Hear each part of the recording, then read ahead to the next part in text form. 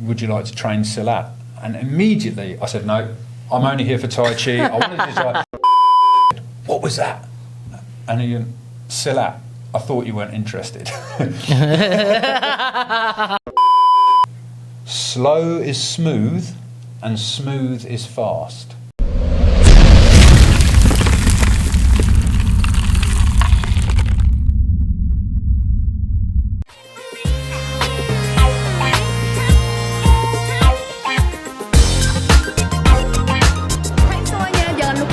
Video kita tanding di OSH TV. Jangan lupa like, subscribe, and comment. Thank you. Ya buat semuanya ini untuk anak-anak karate karena ini bermanfaat semua ilmunya. Jangan lupa subscribe channelnya OSH TV channel buat anak karate semuanya. Gaspol keren banget. Like and comment share. Gaspol. Dan guys jangan lupa like, subscribe, comment di OSH TV. Ayo teman-teman. Oke, buat kalian yang suka nonton OSH TV jangan lupa subscribe channelnya OSH TV ya. Subscribe. Hai, gue Irfan Hakim. Ayo, please share, like, and subscribe OSH TV. OSH TV. Salam Osmania, kembali lagi bersama saya Ryo Muchtar dari OSH TV. Masih seputar olahraga, seni, dan hobi. Nah, saya mau bahas satu hal yang unik bersama saya saat ini ada orang asing berarti saya harus bicara bahasa Inggris dengan beliau. Beliau udah 3 tahun di sini. Beliau ini punya cerita unik ya. Jadi jauh-jauh dari Inggris, sekarang tinggal di Indonesia dan belajar pencak silat. Siapakah dia? Kita sambut aja Chris Sims. Halo. Hi, nice to meet you, Ricky. How are you? Fine? Yeah, I'm fine. Thank you very much for allowing me on OSH TV. Iya. Ini enak loh, ngundang orang dari jauh-jauh, tapi lagi ada di Indonesia, jadi lebih gampang ngundangnya. So, hi Chris. So what should I call you? You can call me Chris, or I also go by the name of Abang Bule, which is my YouTube channel. Oh yeah, Abang Bule just ya. a little cheeky post there. Yeah, so it's up to you. Yeah, okay. Jadi kalau ingin tahu Chris lebih dalam, bisa langsung lihat YouTube channelnya Abang Bule ya. Langsung aja, nanti saya tulis linknya di description. So, Abang Bule, you've been here in Indonesia since 2018, so 3 years. 3 years. Yeah, so, what do you do in Indonesia? I've been teaching martial arts where I live in Chitrinda. I did have a little gym, which is now been converted to my house, which I still teach upstairs. But I've been teaching some Tai Chi, some kickboxing, some Silat. Malayu. I have taught a bit of Aikido. See, I've done various martial arts up to instructor level. So I thought, why not start teaching them? It's a hobby of mine. I love it. Why be stuck in a dead-end job when you can do something you love?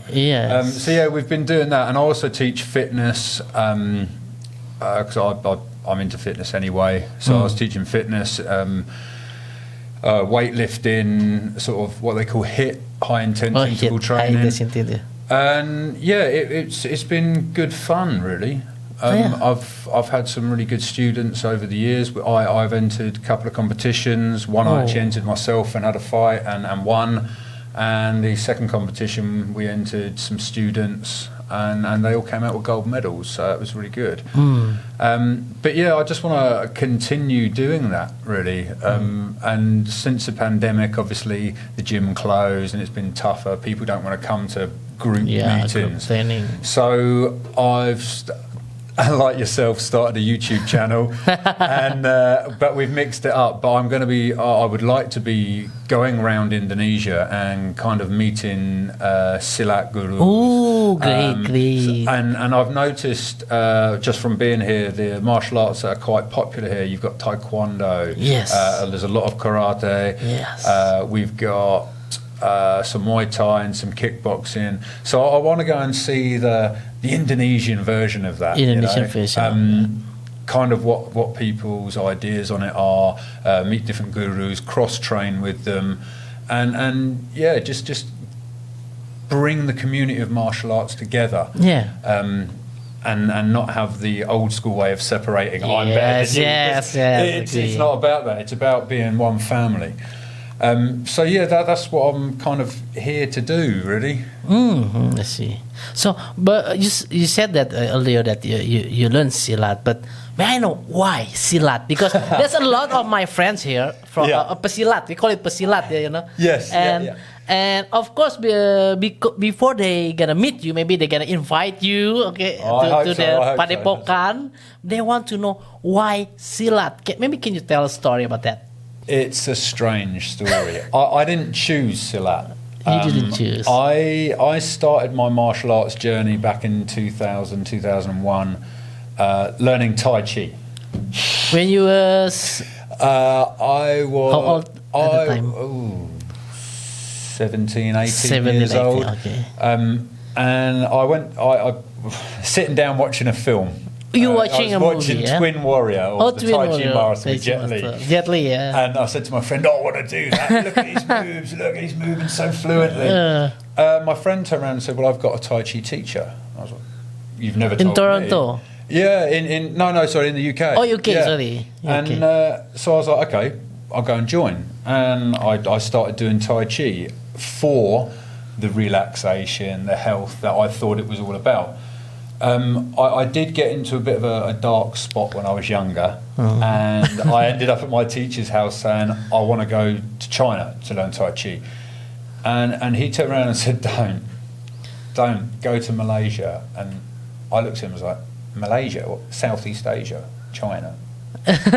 Why? Well, the founder of the association was actually from England, but he moved to Malaysia. And he studied Tai Chi and other martial arts.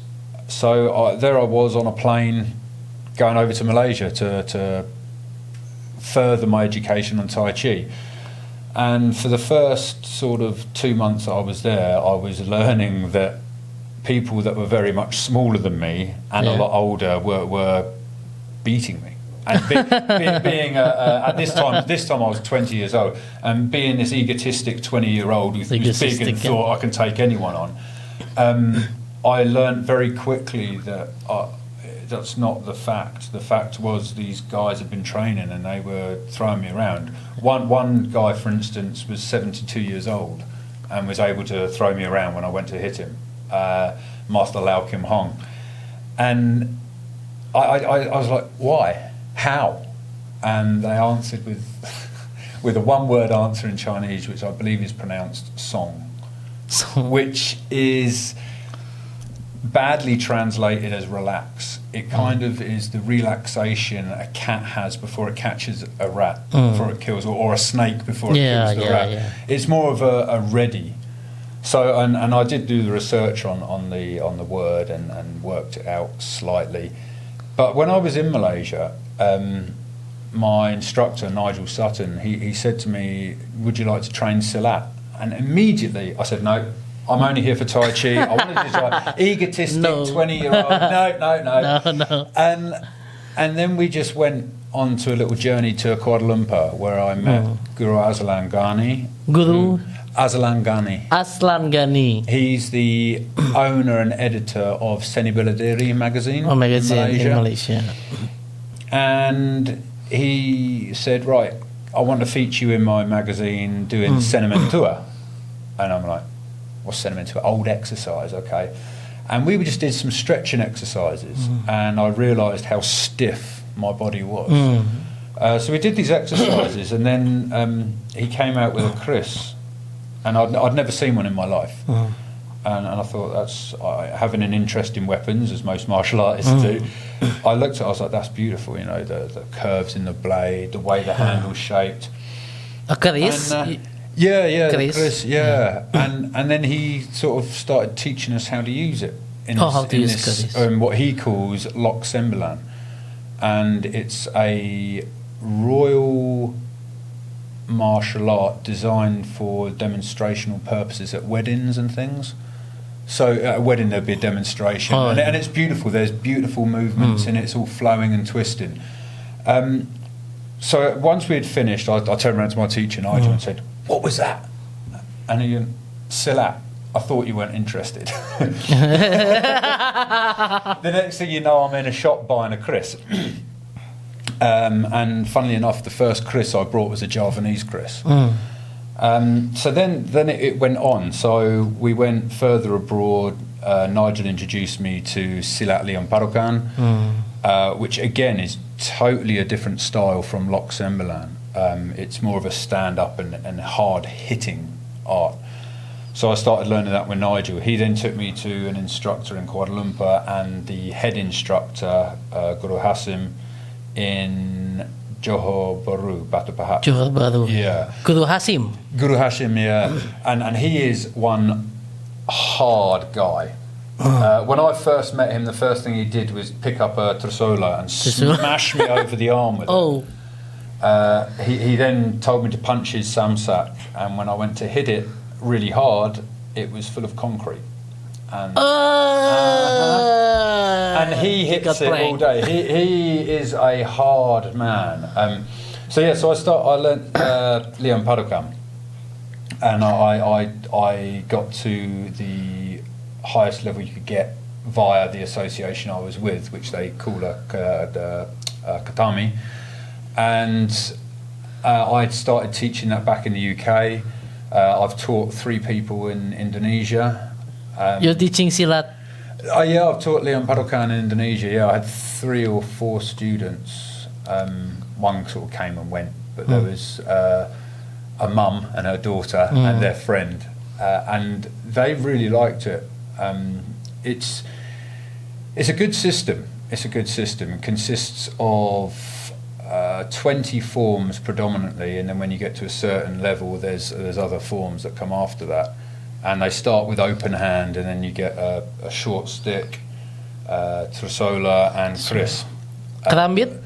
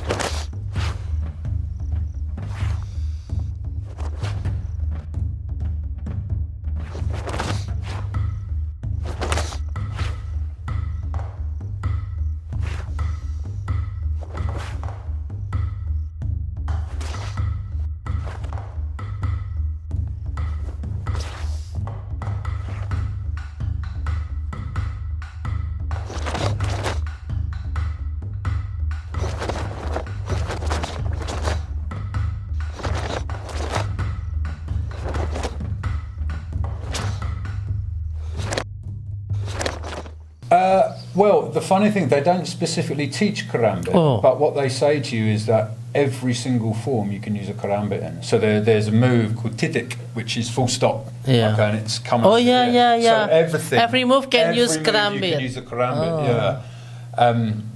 I'm not sure why they never trained with them. I've never trained with training karambit. I only use sharp karambit. Yes. Because I find with the training ones, if you hit your arm, it doesn't matter. But with a live sharp blade, you make sure you're out of the way. But yeah, the Liam Padukam was very good. Very good. It's a hard hitting art. There's not so much of the pretty coiling, flowery. Different music. style. Yeah, it's a different style. We classed it as the bunga, not the bua. Bunga. No, sorry, the bua, the fruit, not the flower. Fruit. Yeah, we call it a fruit art, and the Lok Sembilan, the flower art. Lok Sembilan. Ini kayaknya kalau yang orang-orang silat hafal lah gitu kan. Then later on in my time in Malaysia, we were introduced to who I thought at the time was Malay, Guru Zainal. Guru Sano. Zainal. Yeah. He lives in Penang. He's, I believe, the head of Silat Tour organisation. From what I know of his story, he was Indonesian, or his family were Indonesian. He ran away to Thailand after getting into trouble or some reasons when he was younger. Learnt Muay Thai, and then again came back to Penang in Malaysia. So he started doing Silat Tour, which was Silat he had learnt from when he was younger from his father, and a mixture of the Muay Thai, what they call Tomoy. And the Silat he taught was kind of a mixture of the Lok Sembilan, the fluid movement, and the Liam Padakan, the hard hitting. Stiff, yeah. Yeah, so, and he would always teach us, or teach my teacher, would teach us why and where it came from. So it was, in his eyes, Silat predates Islam. So it's not a religious martial art, it's not a Muslim martial art. It goes back to the time of Malaya, which was the Philippines, Malaysia and Indonesia, when they're all one. Oh, they're still one. And Hinduism had came over, and there were deities like Hanuman, Raja, Cinta, Sendiri. And he taught it in a way of dance, tari. But it wasn't dancing to look good, it was using the characteristics of these deities. So Hanuman was this timid monkey. Yes. Okay, and he'd be shy, and then all of a sudden he'd get huge and big with a big club and hit. Yeah. So it's about deception. So if someone attacked you, you'd be like, oh no, don't. Being passive. Yes. When the other person's thought they've won, you come out big and start attacking. And there's books been written on the Silat Tari, the dance of the Malay world, and it's a really good art, because within the Silat tour, it's not just the Tari you learn.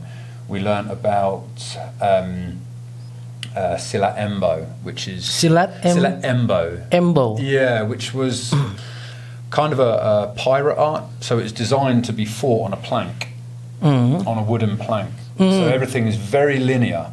But then when you get onto the deck of the ship, obviously you've got room, so there was circular motion as well, and it was a very simple art, because it had to be taught very quickly, so you could defend your village against pirates attacking, and it consists of a range of weapons, 5 punches and 2 kicks, and that's it. It was really quickly taught, quickly learned, very effective, and very effective even to today's standards of fighting.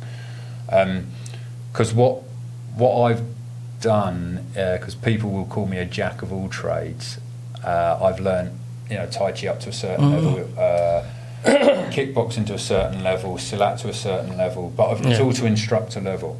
I take from those individual martial arts an aspect that works. That works, for me, for real life, because the applications in the dojo are great for learning. Some of them, if you trained them like that on the street, wouldn't work, and they'd have to get you very hurt. So you've got, in my eyes, I want to make it as realistic as possible. And I got that from when I did a bit of a screamer and stick fighting. We started off, and there's videos of it. I start off with loads of armour on, and we're fighting, and then I just thought, this isn't real. I'm not feeling it. So I took all the armour off. And then when you get hit with a rattan, it's like trying to make things as realistic as possible. For instance, when you're learning in the dojo applications, the person doing the application stands and waits, and the other person either runs towards him or throws a punch and holds it out. Well, in real life, that doesn't happen. No one punches like that. We all know that as martial artists. So that we don't have time to think what we are going to do. Exactly. Right? And if you learn loads of applications, if you get into a situation where someone's going to hit you, it's like, do I use application A? Yeah. So my thing was, try not to learn so many applications. I see. Okay, get an aspect from each martial art. And remember, people punch with a snapback. Yes. And sometimes you're not going to see it. You cannot catch the punch. Exactly. So, like from Tai Chi, I took body mechanics. Body mechanics. Yeah, so how to hold your body in the correct posture for power, speed. Balance. Now, I say speed, and people will probably laugh, go, Tai Chi's slow. And I'm going to use this example. If you've ever seen the Mark Wahlberg film, American Sniper. Right, he's teaching someone how to shoot a rifle, and he says, slow is smooth, and smooth is fast. So when you cock a rifle, do it slowly and smoothly, do that 100,000 times, and it becomes fast. So this is why Tai Chi, it teaches you to do it slowly. All right, so when you need to do it, you've done it thousands of times slowly. So when you need to do this it, is good things. Yeah. And Tai Chi keeps your body relaxed, because if you're stiff, you move slower. So if you keep your body relaxed and move, when you need to use it, you actually become fast. Now, I'm not saying that people who do Tai Chi are the best fighters in the world at all, because otherwise they'd be winning UFC. But I've taken that and I've used that in other martial arts. So even in kickboxing, I've stood there and I've done a jab straight, and I've taken time to throw the jab out to make sure it goes in a straight line. And so that's what I took from Tai Chi. From the Liam Padakan, I took continuous movement forwards. So don't step back, just keep moving forwards and keep hitting. From the Lok Sembalan, I learned sometimes you need to get out of the way. The Iaido I did wasn't really for any martial application, but more of mind. Yeah, mind. Okay, that Iaido for me keeps me calm in stressful situations. Then I've kind of amalgamated all that. I've joined that all together for my own personal thing. Not to make a new martial art and call it hip cap coolie doo, right? But I've used it on in fights. I've used it on the street. I've used it doing a little bit of security work that I did. I was trained by the IBA UK, which is the International Bodyguards Association in the UK. They taught me some very valuable things as a team. So you work 2 people minimum as a team, which is great. But what on the problem if you're on your own? You're out with your wife or your child or your grandmother. Someone you know in a violent situation can't run. If there's a violent situation, the safest thing to do is run. I agree. Live tomorrow. Live tomorrow. But what if? There's that what if. So I always imagine that I'm either with my wife or my grandmother, and someone comes to attack us. All right, they're aggressive. They want my money. All right, give them my money. Protect whoever I'm with. But if the situation is different. But if you have to fight, I want to know that in my arsenal I've got the weapons to use. And I will not carry a weapon. I don't carry a knife. I don't carry a stick. I have the Liam Padakan 9 weapons. I see. So use it as a weapon. Exactly. Using your body as a weapon. Especially in Indonesia, it's different than UK, I think. You cannot carry a gun in here. No, you can't in the UK. No, you can go. No, I not in the UK. But and if you're caught carrying a knife, it's a jail sentence. You carry a knife? You cannot. You cannot. It's same like Indonesia. So you're not going to have a weapon, so you've got to use what you've got. Fists, the elbow, the knee. And your martial art become your weapon. Exactly. I see. But you've also got to do it in stages. So depending on the level of aggression of the person, it's depending how you act. So you could do it, as I said, passively. If someone comes in and says, "Stop, I want a word with you," okay. Let's talk. At a distance. But always keep the hands in front. Then if they get in what I call your bubble, there's only 2 people you have here: people you want to fight and people you want to love. So if you're not going to cuddle them, so they come in. If they come into there, then you've got to escalate. Because if they've invaded your space, then you escalate. And I go. It's really simple. So this is we call the pagar, or the fence. When that's broken, it's the shove. And instantaneously after the shove, punch as hard as you can. Now that may sound violent, but this is the psychology behind this. First of all, when you do that shove, they're either going to move back and go, "Oh, okay, I don't want to fight, no problem." But if they retaliate and come back, you want to hit them hard. You want to hit them in the chin and not worry about it. Why? So if they come back, they've already shown that they're violent, okay? And you're protecting a loved one. So I've checked the law in Indonesia. It's similar to the reasonable force law of the UK. Is what you did necessary in a circumstance? Yes. I pushed as a warning, which isn't painful. But when he comes attacks, then you're legally to hit them back. Yeah, you're in fear that your loved one's going to get hurt, so hit them. Then I was asked the question, are you worried that you may kill someone with one punch? Because it's possible. And I said, it's not a nice thing to live with, but this is my theory on this. Family, I would rather be judged in court by 12 people than carried by 6 and buried in the ground the next day because I didn't punch them. And I'm not saying that as an aggressive person, but you will do anything to protect your family. Yeah, I will do anything. I need to stop right now because we will continue after this.